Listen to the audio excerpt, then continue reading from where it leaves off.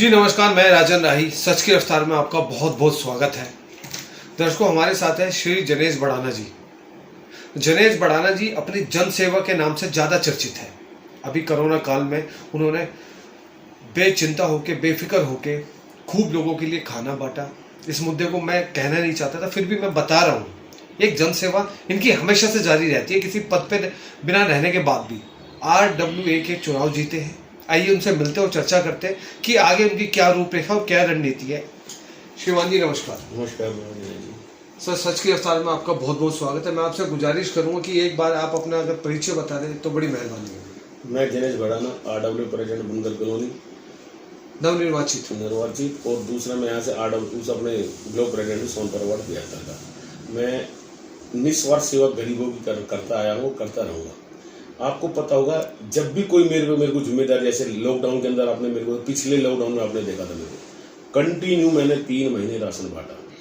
सुबह तो मैं बांटता था पक्का राशन और शाम को बांटता कच्चा राशन। निजी कोई संस्था नहीं, कोई कुछ नहीं। अपने मेरे को सेवा करने का बहुत अच्छा लगता है। मेरे को जब भी कोई ऐसा मौका मिलता है मैं उसको चूकता नहीं और मैं सेवा करना सबसे आगे आता हूँ। जैसे अभी आपने देखा होगा, इस लॉकडाउन के अंदर लोग अपने घर में बैठे हुए थे और मैं हॉस्पिटल के अंदर खाना बांटता था।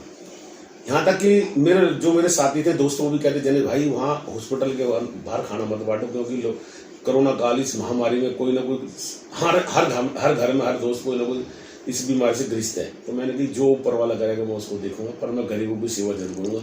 आज गवर्नमेंट भी नहीं है भाई, यहाँ का MLA काउंसिलर भी यहाँ भी नहीं, मैं उसको देखते मैं कंटिन्यू राशन बांटा है। अच्छा, सरकार की तरफ से, दिल्ली सरकार की तरफ से आपको कुछ हेल्प हुई?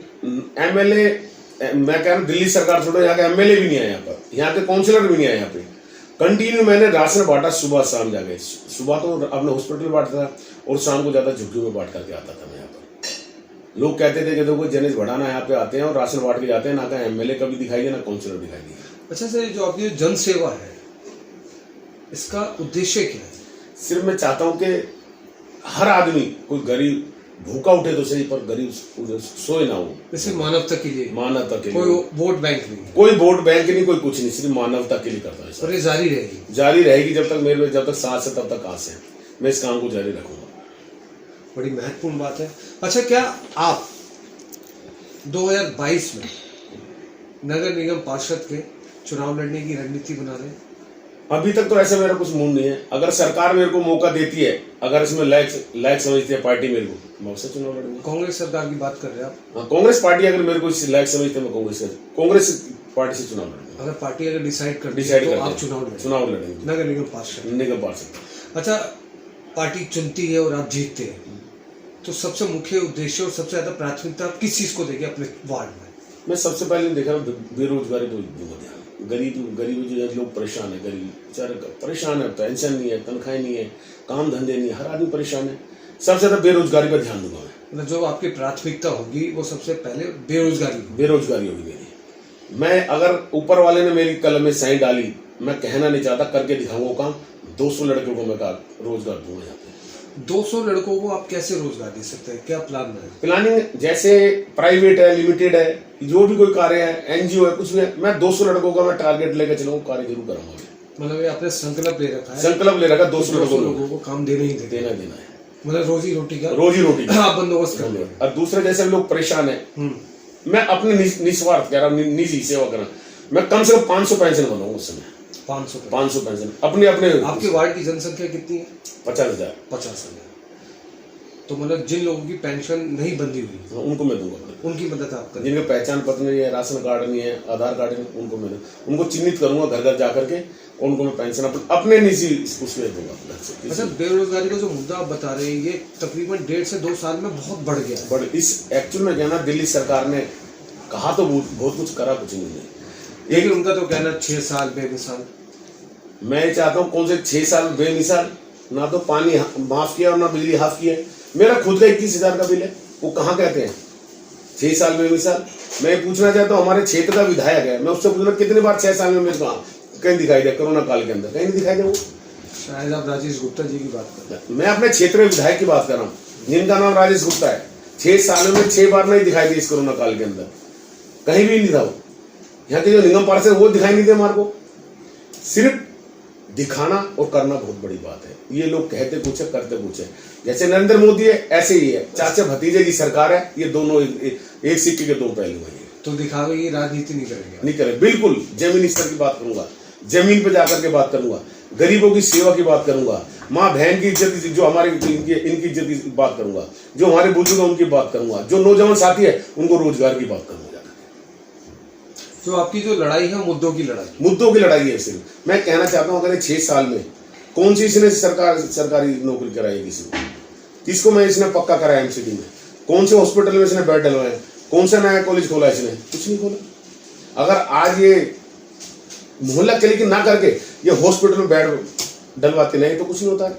आज दिल्ली के अंदर आपने देखा महामारी फैल गई थी, ऑक्सीजन के लोग परेशान थे, दवाइयों के लिए परेशान थे, यहाँ तक कि ऑक्सीजन 63,000 के बिके, एक पैरासीटामोल की गोली 100 रुपए की बिकी। ये दिल्ली सरकार की तो देना किसी देना है। ये बात करते हैं मुद्दों की, मुद्दे थे इन पे। मैं कहना था करा क्या है इन्होंने? दिल्ली सरकार ने कुछ नहीं किया, सिर्फ बोलने के अलावा इन्होंने कुछ नहीं किया। अच्छा सर, कहीं ना कहीं आप ये मानते हैं कि जो कांग्रेस का वजूद है वो बड़ा कमजोर हो चुका है इस वक्त? ऐसा कुछ नहीं है जो लोग कहते हैं कि कुछ नहीं है। आज मैं कहना चाहता हूँ, नगर निगम में कांग्रेस के तीनों सदन में आएंगे, तीनों कांग्रेस बहुमत के साथ आएंगी। मैं दावे के साथ कहता हूँ, ना तो बीजेपी ने कुछ, ना आम आदमी पार्टी ने किया। ऊपर से कहता मेरे को सेंटर करने नहीं देती, एलजी मेरे को करने दे। अरे दिल्ली सरकार तेरे अधीन है, सब कुछ तेरे अधीन है, काम क्यों नहीं कर पाते आप? अगर दिल्ली पहले तो रोज धरने देते थे, भ्रष्टाचार नहीं होने देंगे, जन लोकपाल बिल लाएंगे, कुछ लाए, कुछ नहीं किया। वही जो ढाके 3 पात जैसे बीजेपी कर रही है, उसी के नस्के कदमों पे सरकार चल रही है। झूठ बोलने के अलावा कोई काम नहीं। अब मीडिया में आते आपने देखा होगा, केजरीवाल जी को आकर के बैठ जाएंगे, राज्यपाल मेरे को काम नहीं करने दे रहा। अरे राज्यपाल कौन सा काम नहीं करने दे रहे हो? पानी तूने कहा हाफ करूंगा, बिजली हाफ करूंगा, पानी माफ करूंगा, कौन से इसने हाफ करा, कौन सा माफ किया? इसने कहा हर साल 1 करोड़ नौकरी लगाऊंगा। मैं कहना चाह रहा हूँ 1 लाख नौकरी कहाँ लगवाई इसने? कोई एक बताए मेरे को आकर के। ये कहता घर घर जाके राशन दूंगा गरीब को। किस गरीब को राशन दिया इसने आज तक? मैं पूछना चाहता हूँ माननीय मुख्यमंत्री से, हमारे क्षेत्र के विधायक से, हमारे क्षेत्र के निगम पार्षद से, किसी ने कोई कार्य ऐसे तो क्या हो जो बढ़िया कार्य क्या हो? भ्रष्टाचार चरम पे है एमसीडी के अंदर, आपको पता होगा, तो कहने सुनने वाले नहीं है। इसी तरह हमारे क्षेत्र के विधायक है, जो बोलना है इनको बोलने के अलावा कोई कार्य नहीं करते। जमीनी स्तर के अंदर ये जीरो है दोनों पार्टियां। तो अगर जनता आपको चुनती है तो भ्रष्टाचार मुक्त होगा ये वार्ड? इस वार्ड के अंदर छोटा मुंह बड़ी बात नहीं करनी चाहिए। कल पता नहीं कैसा है, जितना मेरे से होगा, अगर मेरा खून से भी मेरे को सींचना पड़े इस वार्ड को, मैं सींचने के लिए तैयार हूँ। सिर्फ गरीबों की सेवा के लिए, अपनी माता बहनों के लिए, अपने दोस्त बुजुर्ग, अपने नौजवान दोस्तों के लिए। सिर्फ सच की रफ्तार के माध्यम से क्या दिल्ली वासियों से कोरोना काल को लेकर आप कुछ कहना चाहिए? कोरोना काल, इस महामारी में मेरे को शायद ऐसा लग रहा था कोई भी ऐसा परिवार नहीं बचा हुआ इसके अंदर। किसी की माँ, किसी का भाई, किसी का दोस्त, किसी का यार, कोई ना कोई जरूर गया है।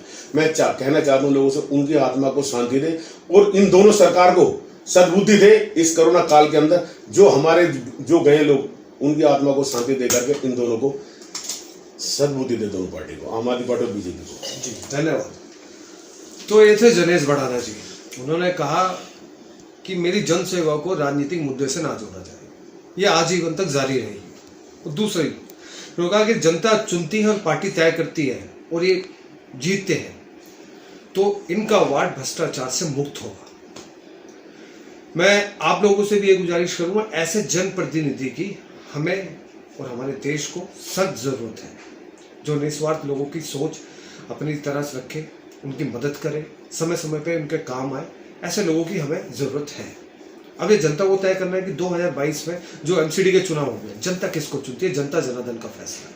लेकिन अपने वोट की कीमत पहचाने, इसका दुरुपयोग ना करें, सिर्फ 500-1000 रुपये में शराब में ना बेचकर सही जनप्रतिनिधि को चुने। इसी के साथ दूंगा इजाजत। मैं राजन नाई, सच की रफ्तार।